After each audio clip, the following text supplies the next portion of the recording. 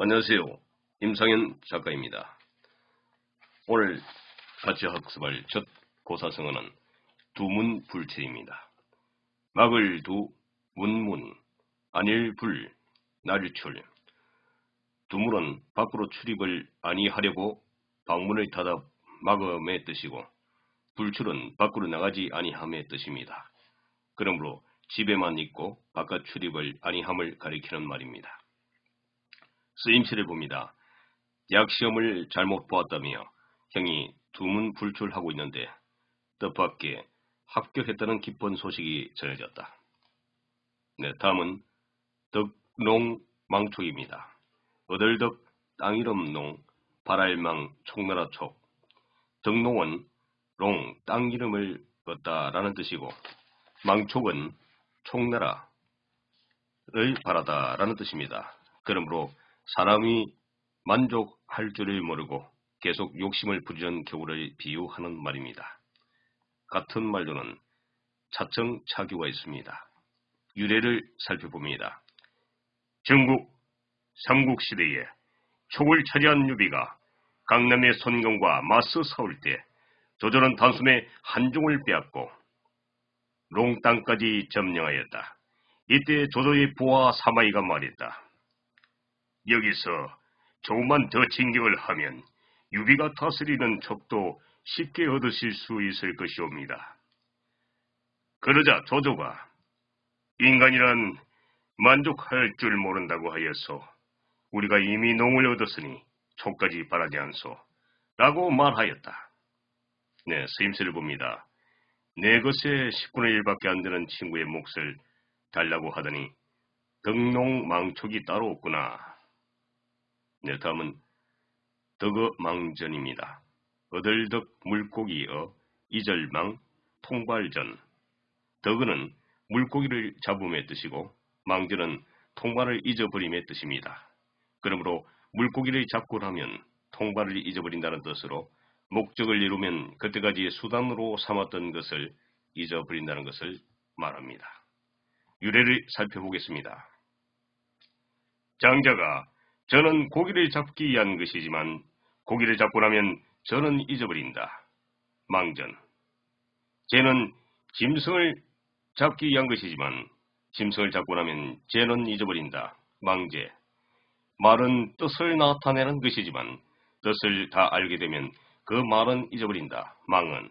이라고 한 말에서 비롯되었습니다. 다음은 등고잡이입니다.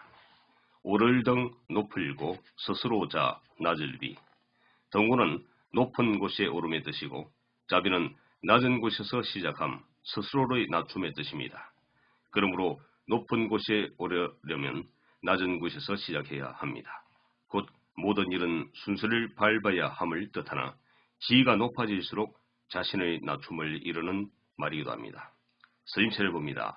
천리길도 한 걸음부터 라는 말이 있듯이 무슨 일을 하든지 등고잡이의 태도로 임해야 할 것이다.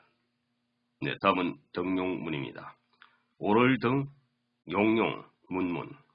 등은 오르다라는 뜻이고, 용문은 황하상류에 있는 급류의 뜻으로 잉어가 여기를 통과하면 용이 된다고 합니다. 그러므로 어려운 관문을 통과하여 크게 출세하게 됨 또는 그 관문을 가리키는 말입니다. 유래를 살펴봅니다. 용문은 황하상류에 있는 협곡 이름이다. 이곳을 흐르는 여울은 세차고 빨라서 큰 물고기도 여간에서 거슬러 올라가지 못한다고 한다. 그러나 일단 오르기만 하면 그 물고기는 용이 된다는 전설이 있다. 따라서 용문에 오른다는 것은 여러 가지 어려움을 이기고 약진의 기회를 얻는다는 말이다. 등용문과 반대되는 말로 점맥이 있다. 점은 상처를 입다라는 뜻이고, 액은 이마를 뜻하는 말입니다.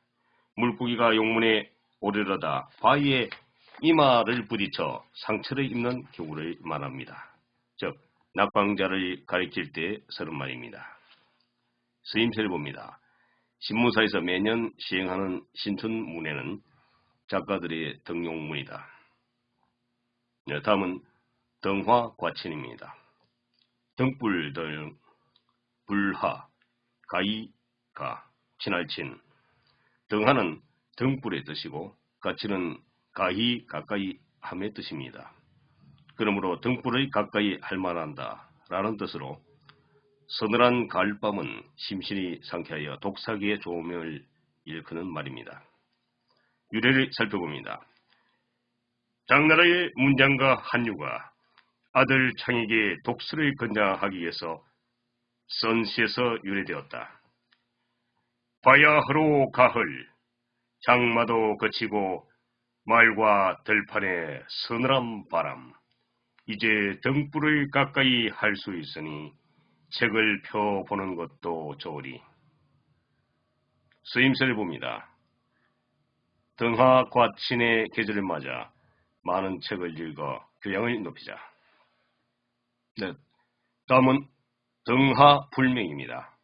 등불 등 아래하 안일불 발글명. 등하는 등잔불 아래라는 뜻이고 불명은 박지 않음의 뜻입니다. 그러므로 가까이에 있는 것을 오히려 모른다는 것을 비유적으로 이르는 말입니다. 같은 말로는 등잔 밑이 어둡다. 유래를 살펴봅니다. 옛날 어느 고을에 높은 벼슬을 하던 관리가 죽기 전에 가족에게 유언을 했다. 내가 죽은 후 나무가 돌을 깔고 앉아있는 곳을 파보아라. 그곳에 귀한 보물을 묻어두었다. 관리가 죽은 후 가족이 모두 나서 온 동네를 샅샅이 뒤져 파보았으나 발견하지 못했다. 그리하여 마지막으로 집안의 주춧돌 밑을 파보았더니 그곳에 귀중한 온갖 금은 보화가 묻혀 있었다. 가족들은 결국 보물을 찾기는 했지만 먼 곳이 아니라 바로 집안에 있었다는 것을 미처 알지 못했던 것이다. 네, 쓰임새를 봅니다. 등하불명이라더니 우리 형이 그런 훌륭한 일을 하고 있는지 전혀 몰랐다. 네, 다음은 마부위침입니다. 갈마, 도끼부, 만들위, 바늘침. 마부는 도끼를 감의 뜻이고 위침은 바늘이 됨이란 뜻입니다. 그러므로 도끼를 갈아 바늘을 만든다는 뜻으로 중단하지 않고 꾸준히 노력함을 가리키는 말입니다. 유래를 살펴봅니다. 장나라의 시인 이백이 어렸을 때 훌륭한 서성을 찾아 상위산에 들어가 공부하고 있었다. 공부에 실적이 난 이백은 서성에게 말도 없이 살을 내려왔다. 집으로 향하던 이백이 냇가에 이르렀을 때 한 할머니가 바위에 도끼를 갈고 있었다. 할머니, 뭐 하세요? 바늘을 만들기 위해 도끼를 갈고 있단다. 그렇게 큰 도끼가 아무리 간다고 과연 바늘이 되겠습니까? 중도에 그만두지만 않는다면 되고 말고. 이백은 도끼를 갈아 바늘을 만들기 위한 할머니의 노력에 크게 감명을 받아 다시 산속으로 들어가 학문의 힘쓴 글과 위대한 시인이 되었다고 합니다. 다음은 마이동풍입니다. 말마, 기이, 동력동, 바람풍. 마이는 말의 기의 뜻이고 동풍은 봄바람에 부는 바람이라는 뜻입니다.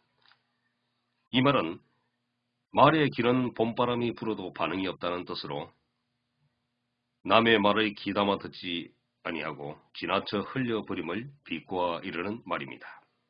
쓰임새를 봅니다. 내가 여러 번 이야기를 했는데 마이동풍이니 참 딱하구나. 네, 다음은 마중지봉입니다. 산마 가운데 중 어조사지 쑥봉. 마중지봉은 산밭에 나는 쑥, 즉 쑥은 곱게 자람이라는 뜻으로 선한 사람과 사귀면 그 영향을 받아 착해짐을 비유적으로 이르는 말입니다. 즉 환경에 따라 악도 선으로 고쳐진다는 말입니다. 우리가 애써 좋은 환경을 찾아 생활하려는 이유도 바로 여기에 있습니다. 좋은 친구를 만나 좋은 점을 배우다 보면 자연히 그렇지 않은 사람도 좋은 사람이 되는 것입니다. 반대말로는 금묵자흙이 있습니다. 유래를 살펴봅니다. 삼은 하늘로 곱게 뻗으면서 크게 자란다. 쑥은 보통 무릎 정도까지 자란다. 그런데 쑥이 삼밭에 났을 때에는 삼과 똑같이 자란다. 삼이 한자 자라면 쑥도 한자 자라고, 삼이 5자 자라면 쑥도 5자 자란다. 가까이서 보지 않으면 쑥대와 삼대를 구분할 수 없을 정도로 똑같다. 삼밭에서 자라나는 쑥이 결국 삼의 환경을 받아 자라듯이 마중지봉이란 말은 좋은 환경에서 자란 사람은 주위의 영향을 받아 좋아진다는 말이다. 네, 오늘도 수고하셨습니다. 좋은 하루 되세요. 내용이 좋으면 좋아요와 구독을 부탁드립니다. 감사합니다.